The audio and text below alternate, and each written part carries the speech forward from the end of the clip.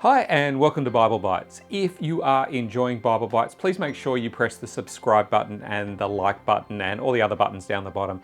And if there is something about what we're doing that you think we could do better, then please put it in the comment section because I do read that and I want to see if there are things that we can be doing better. Now, today we are currently in a lockdown. In fact, it's about 5 weeks before our church comes out of that lockdown. Maybe 4 weeks, it's coming quicker. But how are we thinking about church? Is that something that's exciting us? Is that something that we are looking forward to? I think for some of us we might be, others of us might be a bit, well, we'll just wait and see. But I want us to stop and think, how does God view our church? How does God look at church? How does Jesus think of church?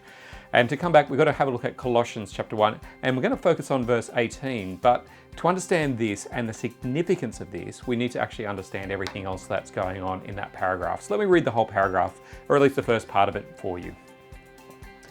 The Son is the image of the invisible God, the firstborn over all creation. For in him all things were created, things in heaven and on earth, visible and invisible, whether thrones or powers or rulers or authorities, all things have been created through him and for him.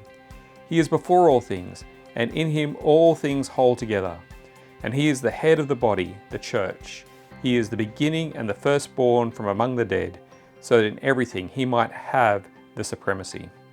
Now, I don't know whether you've noticed that, but there are just this huge, big picture of the power of Jesus. You know, he's over thrones, he's over powers, he's over, you see it there, he's thrones and powers and rulers and authorities.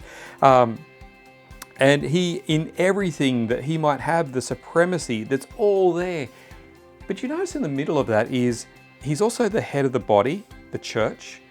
And it's kind of like, okay, so Jesus is there and he's the head over the White House and he's the head over the Kremlin and he's the head over Buckingham Palace and he's also the head over the little group of people I meet with.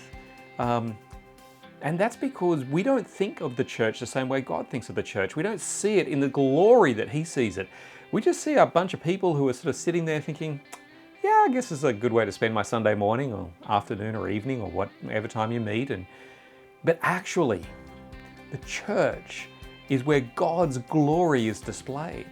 That's why it actually features in this paragraph. That's why it features there to talk about how great Jesus is, that he is the head over all these authorities and he's the head over the church.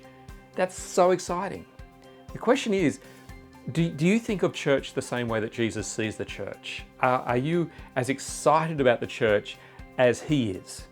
If not, you might need to step back and try and see things the way that Jesus sees things. And that may be your challenge today. Do you see the church the way that Jesus sees it?